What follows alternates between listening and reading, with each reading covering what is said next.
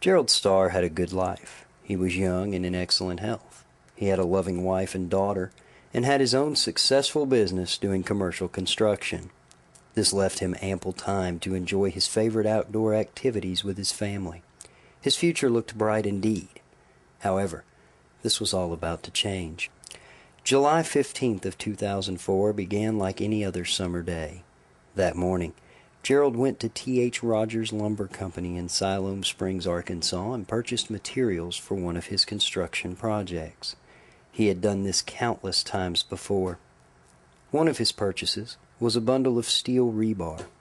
This bundle was 25 feet long and weighed approximately 2,000 pounds. It was comprised of 170 separate steel rods, or rebar, bound together with straps. I was at Westville. We was doing a big classroom for the Westville school, and he went to get rebar, and I was sitting out there waiting on him, and I thought, well, where the heck is he at?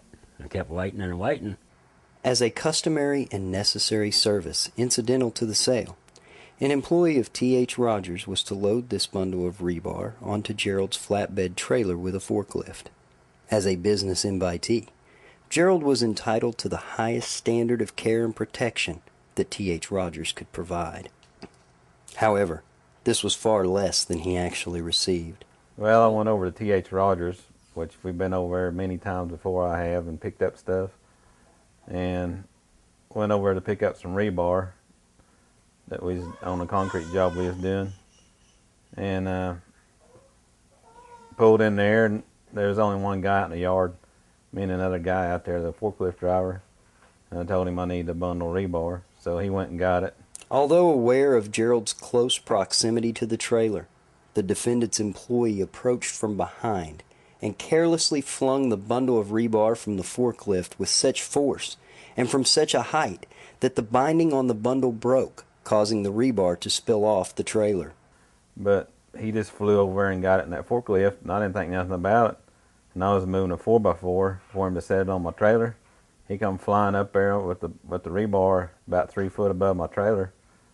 And all at once, I was moving that 4x4, and all at once, the rebar, the whole bundle just flew off the forks, hit on my trailer, bounced up, about hit my hand. I jerked my hand back to take off.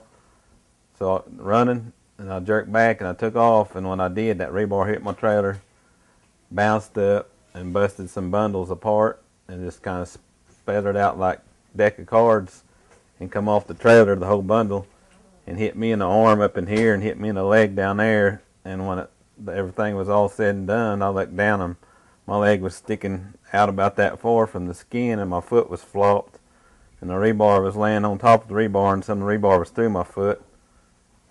It struck Gerald's right lower leg, ankle, and foot, knocking him to the ground and crushing and tearing the bone and soft tissue of his right lower leg, ankle, and foot.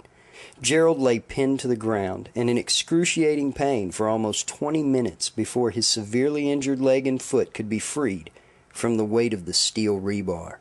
Well, when they loaded me onto the stretcher board, the ambulance was there, which they didn't take me probably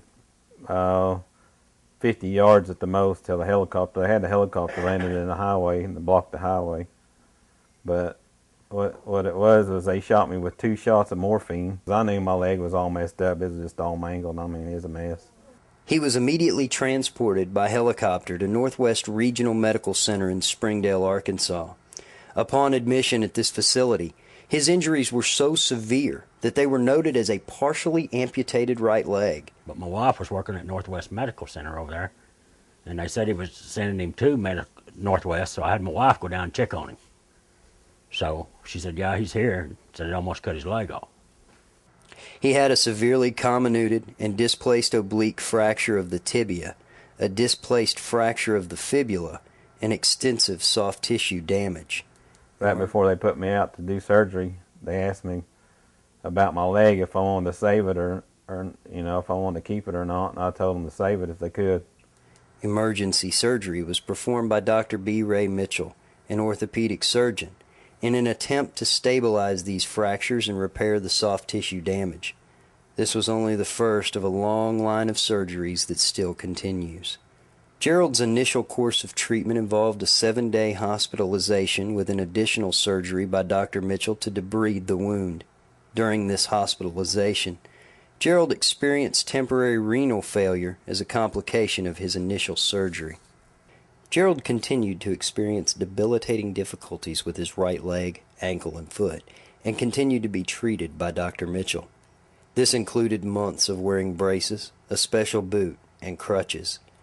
During this course of treatment, a fracture of the os calcus in Gerald's right foot was discovered, which had been missed during the treatment of his more obvious and urgent leg injury.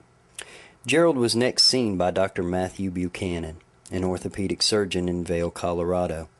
Dr. Buchanan diagnosed Gerald as suffering from chronic scarring, a bone spur off the right tibia, and resulting wear and tear to an adjacent tendon.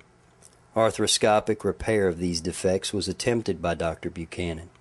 Gerald was again splinted and placed on crutches. Still, Gerald's difficulties with his right lower extremity persisted. Oh, it's like having an arm. If you had your arm and it was just like this all the time, and you can't move it. That's the way my foot is, and it hurts all the time. It got crushed so bad by the rebar that it kind of looks like a mannequin's foot. He then consulted